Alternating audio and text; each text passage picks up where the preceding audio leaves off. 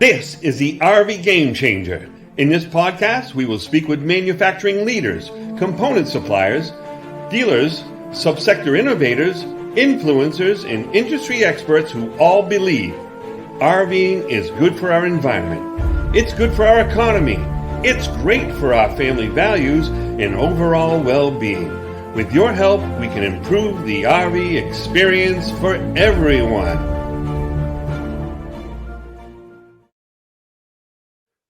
Today on RV Game Changer, we are happy to have Larry McGaugh of RV Comfort Systems.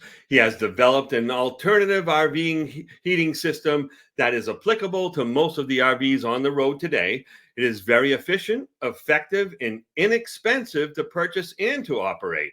The patented RV Comfort System has been featured in many RV industry publications, such as RV News, RV Pro, Tut Connect, and Passport America. Ladies and gentlemen, allow me to introduce you to Larry McGaugh. Thanks for joining us today on the show, Larry. Thanks. I appreciate it. Appreciate your time. Yeah, this can get a little technical. So every once in a while, I'm going to be putting up a slide or something. So it's going to correspond with the things that we're talking about. And it'll make it a little bit easier for them to see what's going on as you're talking about it. Okay, Larry? Sure. Sounds good. All right. So we're going to, before we get too deep into the nuts and bolts of this product, can you tell us a little bit about, what is the RV Comfort System and the benefits to its user? What it does is it gives you the same ability that people have had for years. In your coach now, in most coaches, you have a hot water heater that'll run on gas or electric, a refrigerator that'll run on gas or electric. But the furnaces, you've never had that option. This gives you the ability to run your furnace on electric when you're plugged into an RV park or to your home, or on gas when you're on the road. Wow, that's kind of nice. So you have the option of running it either way. So if you're plugged in and you're paying $85 a night for a site, and you don't feel so bad about using $1.50 of electricity heating your coach, so tell us a little bit about, is it somewhat as effective as a traditional furnace, and how would that work? Is it going to heat the basement too, just like other furnaces might? It ties into your existing ducting system. So whatever your existing ducts go to in the coach, this is going to go the same place. This actually attaches on the end of your furnace, and it goes between your furnace and your ducting.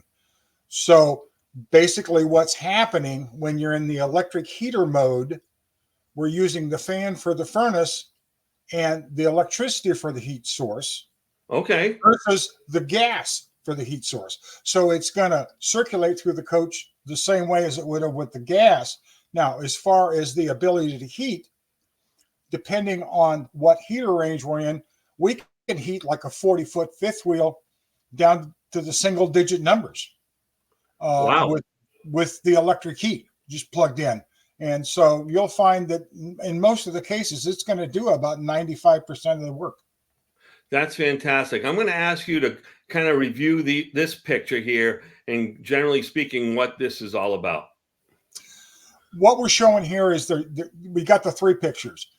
The two on the left show the different configurations of ducting systems. Your coach has got one of two types of ducting systems. It's either got what we call a ducted system, where you see the individual 6 pipes running out, kind of like an octopus coming out of your furnace, or what we call a plenum system, the center picture, where the air blows out of the bottom of your furnace into an underfloor plenum that goes out and ties into a trunk line, and all your ductwork's under the floor instead of above the floor. Oh, okay. And there on the right is actually the piece that attaches to the end of the furnace with the electric heater coil inside of it. Oh, so that's kind of like looking at it from the outside in to see how the air blows through those coils. Right. If you were a piece of ductwork hooked to that's right. What you would see from inside the ductwork looking towards the inside of the furnace. Fantastic. While I have this screen up, can you tell us a little bit on average, like what kind of power system do you need? Is it a 30 or 50, or how does that work? Our heater system has 3 separate heater ranges. So depending on how large your RV is, depending on what your heater range is, just like in a furnace, you're going to Yep. get a different capacity furnace for a different size of RV. The larger, the more heat. Our heater coil is the same way. It has 3 different heater ranges. So you select the heater range that's the most compatible with the size of coach that you have that we're trying to heat. All right, that's fantastic. I'm going to ask you to take a little bit more time now. And I'm looking at this, and if I remember right, because I mean, I'm just going by what reps have told me about different types of heaters, a system like this, now that gray area on the right is your system, the cheap heat RV comfort system. Um, is that like going to maybe a suburban heater? Is that what? Yeah, well, it's going to work on an Atwood or a Okay. Suburban or a Dometic. And what's going to happen is on the end of the furnace, Yep. on the inside of the furnace, there's going to be some sort of a blank plate there that you can take off at the end of the furnace, and it leaves a big gaping hole, literally the width and the height of the furnace. We Oh, remove okay. that and we put our cabinet adapter in place there. And as you see in that gray area, you see those darker dotted lines that depicts the electric heater coil that's in our cabinet adapter. And then Oh, you'll okay. see where the ductwork is hooked up after our cabinet adapter. So the air then comes through the furnace, goes across the electric heater coil, and out through your ductwork. Yeah, so the fan probably is at the back of the furnace Yeah, from where your device is installed, and it blows through it and then through your device and heats the air accordingly. what you're seeing in a gas furnace, which is what that kind of brownish orange thing depicts as a gas furnace, Right. the back end or the left side of the gas furnace is where the fan's at. And that's where that grilled in area is. And that's where the return air is drawn into the furnace, into the fan. And then that Okay. fan pushes the air to the right of the picture out the end of the furnace across the electric heater coil and into the ductwork. All right. I think I'm starting to get it now. The one with the side openings like this one is probably set up for the RVs that have ductwork above the floor. That's And correct. then the other one would be like this. It's the one that you see going across the floor. Yeah, normally a good rule of thumb, this isn't hard, cold fact, Right. but most of the Heartlands and the Keystones and things like that have the ducted system. A lot of the forest rivers have this sort of a system where it blows into the underfloor and tries into a trunk line underneath there rather than the individual ducts above the floor. So it's really kind of a manufacturer preference. It's not that one's any better than the other. It's just the way they do it. Oh, I got you. Now, how about those RVs that have the heated basement? They may have above floor ductwork, something that would work with this one, but then it also has some ducts going into the basement area as well. Right. What's going to happen is your existing ductwork that the manufacturer put in when they built the coach is Right. already going to have ductwork running under the floor to keep your tanks and your plumbing from freezing. Or it So might again, Y off or something along the right. way. So again, all we're doing is we're tying to the existing ducting system. So Okay. if your gas furnace is keeping things from freezing, we're keeping things from freezing. Whatever your the thing in your mind that you really got to think about is the only real difference from your standpoint inside the coach is I'm using as an energy source, I'm using electricity instead of gas. Everything else in operation is the same. It's the same thermostat, it's the same ductwork, it's all the same.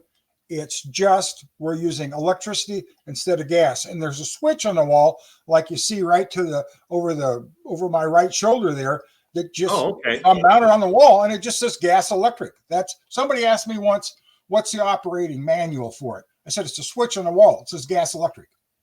You see that, folks? Yeah, so that toggle switch there, it's tying into and then switching from the gas system to the electric system. But the thermostat actually operates the same way, correct? Yeah, the thermos. a thermostat's a stupid device. It doesn't know what it's saying. It's like a light switch. It doesn't know if it's gas or electric. It doesn't Right, care. it's just turning something on. So when you get to the end of the wire, whatever that wire is hooked to, it's going to turn on. So all that switch is doing is saying is either hooking up the wire to the gas controls, Right. or it's hooking up to the electric controls. But So beyond it that, sounds like the on-off switch inside the thermostat is going on to the gas electric switch. It's going over to that gas electric switch that you install, correct? Or the right. company who installs This the product. switch is added. Yeah, it's about the same size as the black light switch you see in an RV and in most RVs, and that's Okay. just the switch that's added to the thing. And you'll probably see something similar to this in your gas hot water heater. There'll be a switch that will say gas electric, and a lot of them have switches up inside. Some of Yep. them have them on the hot water heater, some have inside the coach, and it's the same sort of thing. It's just a switch that switches back and forth between your energy source. Might it be propane or might it be electric? Fantastic. This is a really interesting change, for the RV industry. And tell me a little bit about the history that you have personally that would set you up to come up with an idea such as the RV comfort system. Well, my background is, and give my age away here. I'm so old. I came over on the boat with Noah, but anyway, many years ago, 20, Jeez. Sorry. 25 years ago or so. I was just thinking of so many things here. Which pair were you, right? The giraffes or the chimpanzees or whatever. Yeah. I was doing consulting for some of the largest mechanical contractors in the U.S.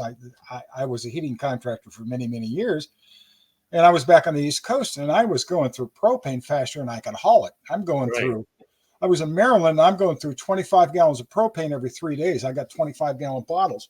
Wow. And I'm going, geez, there's got to be a better way. I've been in heating forever. And so then I created this back then. And then when I retired, my wonderful wife said, well, gosh, you should go ahead and patent this and do this, which was, now I'm 75 and I work harder than I did whenever I retired at 57. But anyway. Oh, yeah, that's what happens, right? And so, yeah, that's kind of what it was. But I've spent many years in the HVAC industry. And for 20 years, I started back. We were moving so often because of my consulting. We bought a big, back then, it was a 38-foot fifth wheel. And that was a big fifth wheel 25 years ago. Oh, yeah, it was. And so we put this in there. We said, well, this is crazy. And so I developed this and put it in there. And now, in fact, we still have a fifth wheel. And we use 6 gallons of propane a year. I live in Seattle, and I heat with the electric hot water heater. And I have 2 tanks, but I use 6 gallons of propane a year because of the gas stove. And that's all I use. Everything else is electric. And we've been, for example, it's been down to 7 degrees one day. And I'm not saying it didn't run a lot. It did, but it kept us 72. So I figure I win. Oh, that's a big win. So that's where you get the cheap heat kind of logo, the trademark, right? So you're saying, hey, over time, this thing costs you a lot less to operate. And I know it's a little bit of an investment initially, but inevitably it's safe. It's a safe product, and it's also less expensive down the road. Well, yeah, in 2 ways. If you're like a weekend warrior, you've already paid for the space, so you're not paying anymore for the electricity. So why not use their dime? Right. If you are paying for electricity, if you actually do the math, and let me do all the math for you, make it simple. Let's say we've got $3 worth a gallon for propane. If you figure the efficiency of the gas furnace and the electric heater, blah, blah, blah, all that in, that's equivalent to 18 cents a kilowatt for electricity. So if you're paying $3 a gallon for propane and you're paying something less than 18 cents a kilowatt, electric's cheaper. Oh, wow. So basically, 6 cents per kilowatt for every dollar of propane is kind of the math that you use. And you'll find in the majority of the cases that the electric's going to be cheaper. One of the things you've got to do when you start looking at that is compare apples to apples, because gas has a flue on it. So basically 40% of everything that the gas produces goes out to the flue. Okay. Electric doesn't have that. You put a Right. dollar in, you get a dollar out. And so you start looking at, and propane's more expensive than natural gas. So you start looking at all this and it's like, whoa, oh, okay. So not only is it less hassle, it's also more comfortable because it doesn't dry out the air quite as much as a Right. gas furnace does. Because the gas furnace, you've got a firebox in there that's running at 1800 degrees. That dries out the air. You Yes. don't have that with electric heat. So it at the end of the day, that's better. Plus, with a gas furnace, you don't have what they call the pre-purge and the post-purge. This the 60 seconds before the burner comes on and the 90 seconds after it goes off. So you have tendency to have this too hot, too cold syndrome. I hear all the time from people, I got a bad thermostat. No, you don't. It's just the pre-purge and the post-purge. Just the But way with it's electric, designed. Yeah. you don't have that. It's fan on, heat on, fan off, heat off. So not only is it cheaper, it's more comfortable. And oh, by the way, it doesn't run out at 3:00 in the morning on a holiday weekend. Exactly. Well, that's the thing. People don't realize that, hey, you have what you have. And if it's 6:00 at night or even 10:00 at night or later, and you run out of propane, you have no heat until you can get that propane tank filled up again.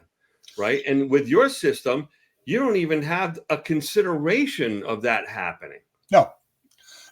In fact, whenever I was doing, I wish I could. There's got to be something on propane tanks that make them run out at 3:00 in the morning on a holiday weekend. And It just happens. That's the way it goes. I would like to have that patent. Well, But yeah, that's a non-issue. Well, here's the thing, right? You're thinking about all the things you need to do to get ready for your weekend. You got to make sure you have the marshmallows and the graham crackers and the hot dogs and the burgers. You got to have the clean sheets and the clean underwear and swim trunks for the kids. You have to get the blow up whatevers and the bicycles and all of these things you got to plan for, right? It is so easy to miss. Oh, did I refill the propane tanks? And you have a cold weekend. And like you say, just in the middle of it. Or, even if it's only 6:00 at night and the campground store has closed and there's no one to run the propane fill, you're SOL, right? You're just really, you're dependent upon the mercy of your neighbors, perhaps, or something other thing that's very inconvenient. Well, aside from the fact, now I'm done for the weekend. I'm going to take it home and park my RV for the winter. Well, Yep. Okay, now I've got to drain all the pipes out and everything so it doesn't freeze, et cetera, et cetera, et cetera.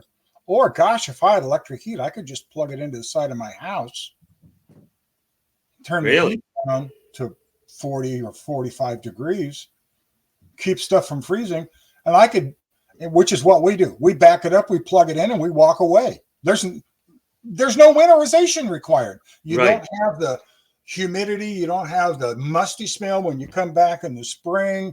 It's all nice and dry inside. Your pipes didn't freeze. You didn't have to drain all the water out of everything. It's all there. Well, you make a good point, because a lot of people do like to travel down south in the winter, which means they need to winterize it prior to then. Right. And then when they get halfway down, they need to unwinterize it and then stop using the potable water systems. On the way back, you got to re-winterize it again. There's just, it never ends, right? Yeah. With this, you just back it up, plug it in, and walk away. Wow. That's fantastic. I'm glad you brought that up because that is a big feature. I want to talk to the audience a little bit about safety. Let's talk about, is it safe to add one of these systems to an existing propane furnace? Well, actually, it's really safe and it's UL listed, and UL listed is the highest certification you can get for electrical device. Okay. It's UL listed within the United States and it's CSA listed in Canada.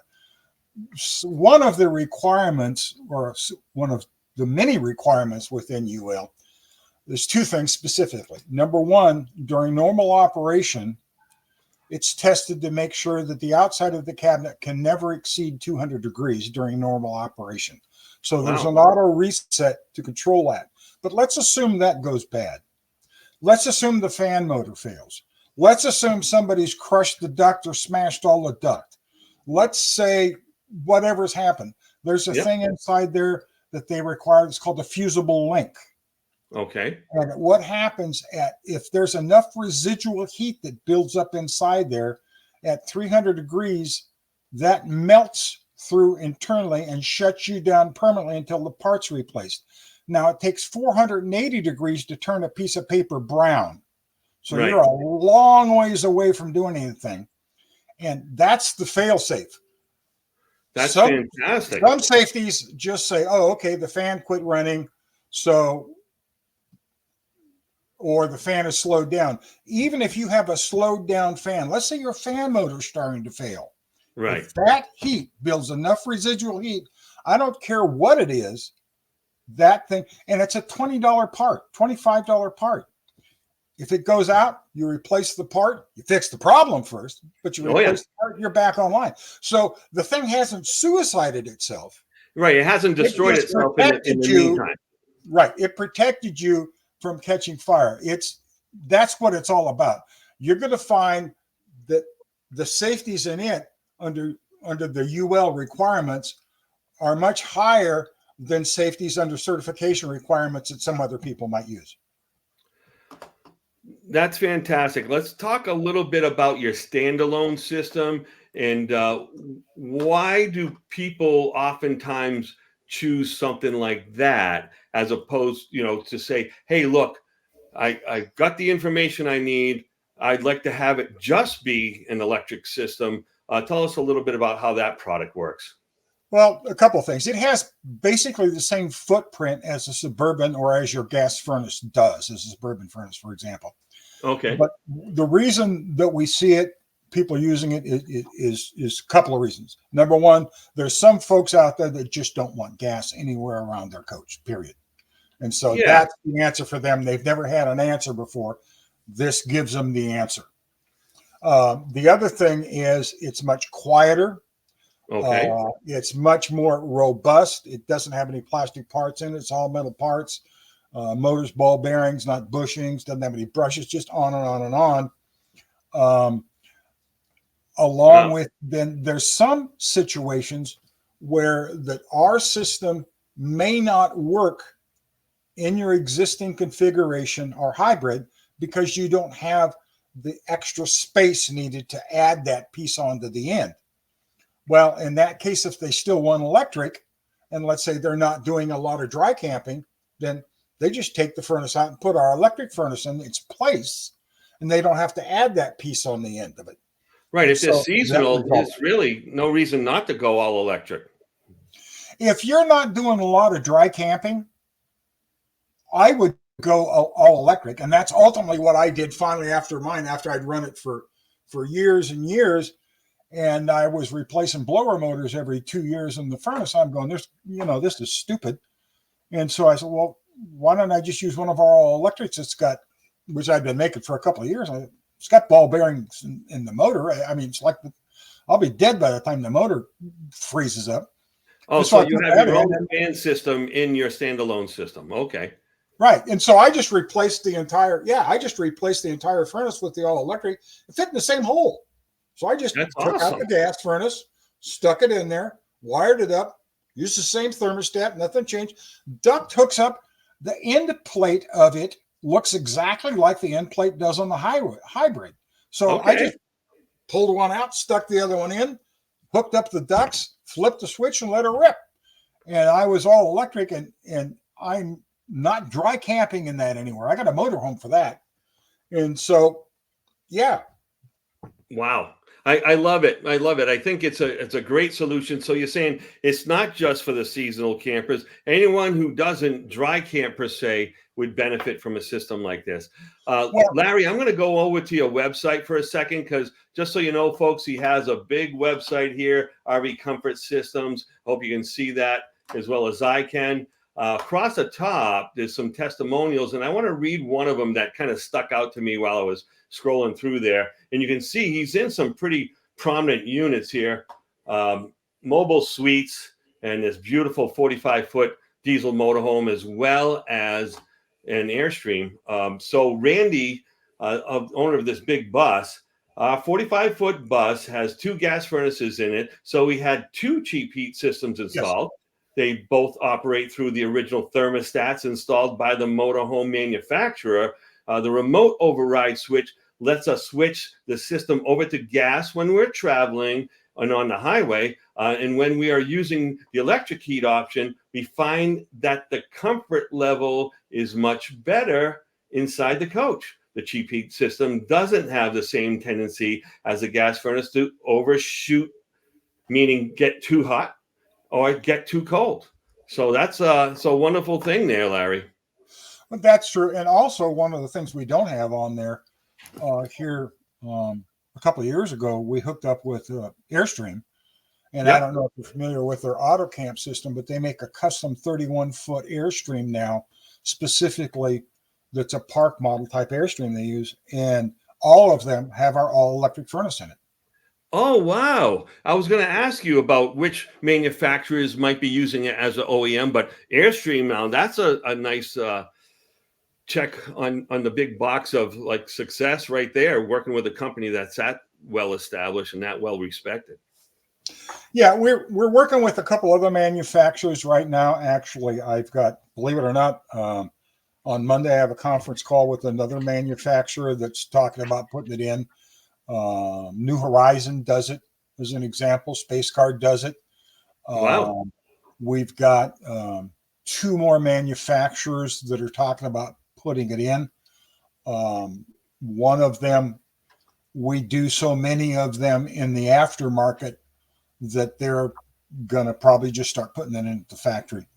And so, yeah, you're going to start seeing more and more of these, but it's designed in such a manner to where that you can add it after the fact in the aftermarket. So if you don't have it on your coach now, you can add it after the fact. Well, I was just on, like I said, let's get back onto the website real quick because, people can go there and buy their own systems if they like, and also dealers can do that too. So what would be the recommended way for someone who maybe isn't quite as electrically savvy as you install one of these? Well, one of the things you look at where you see that little green box there at the top of the page. Sure. Click on that.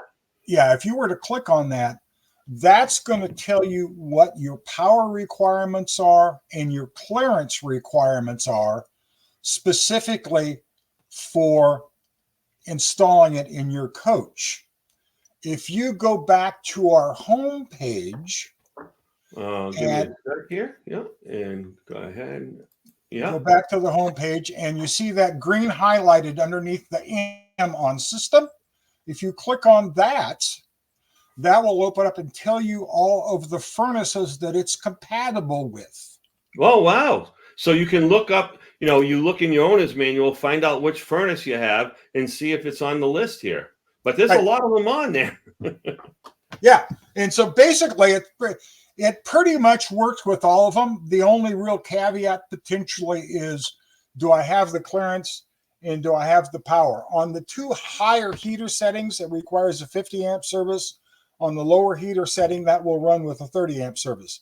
That being said, we've got a system that's called a 2-stage system. And I don't know that you're ready to talk about that or not yet.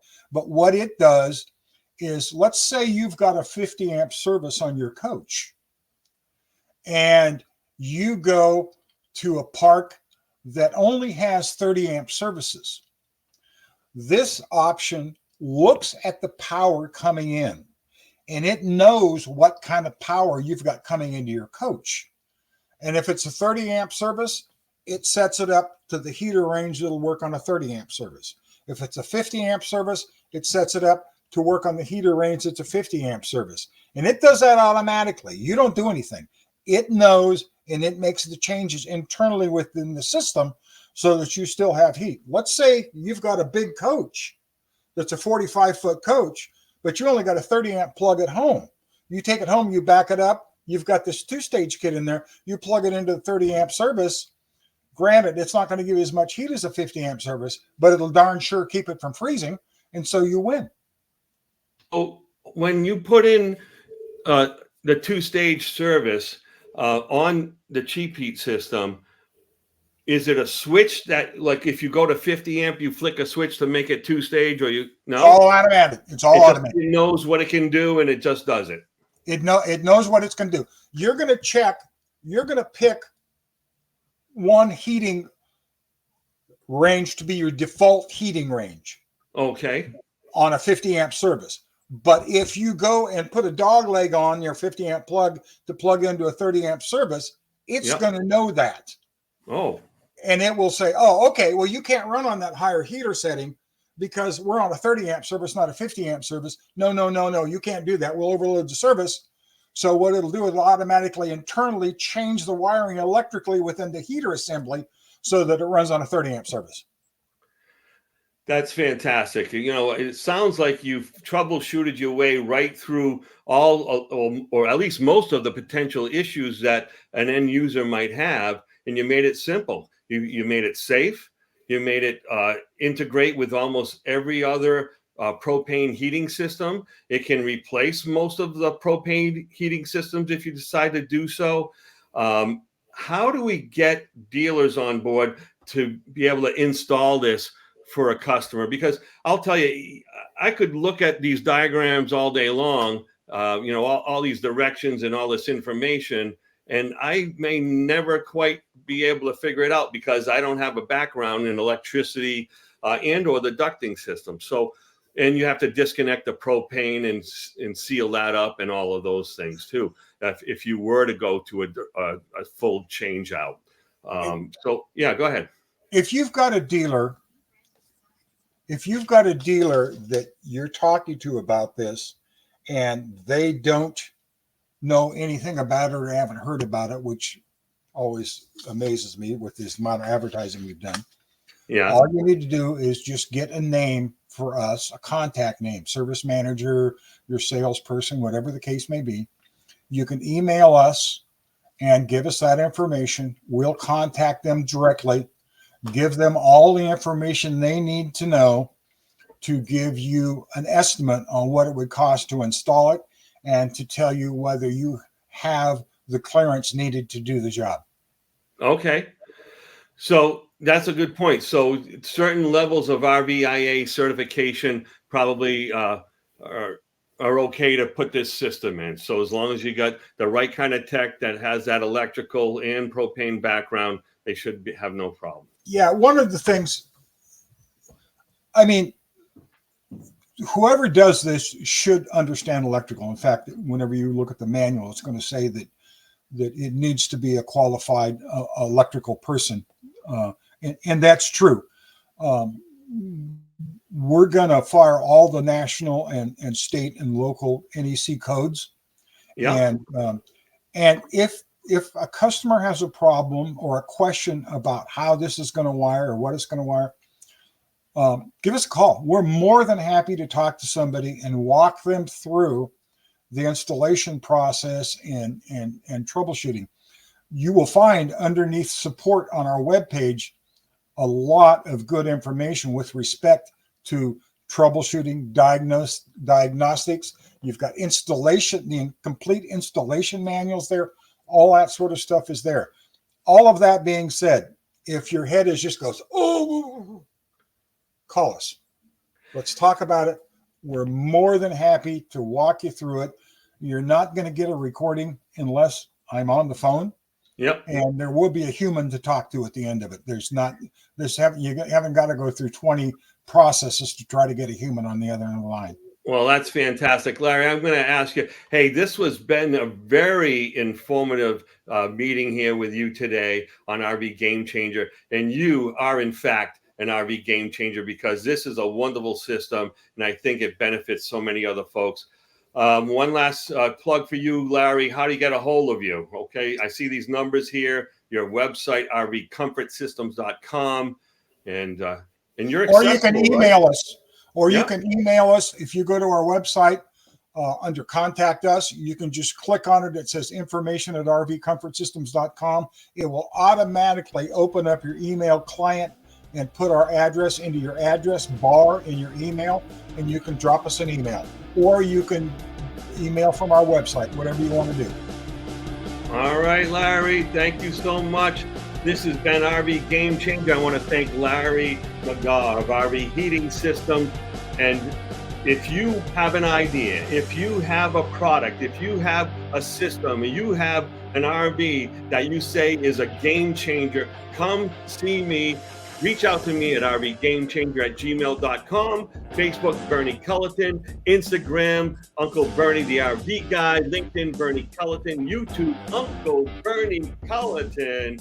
This is RV Game Changer, and stay tuned next week when we meet Gabriel and Alyssa Munoz of RV Tank Ranger. And we have a brand new special event happening, so it's going to be real exciting because I have a special announcement for next week.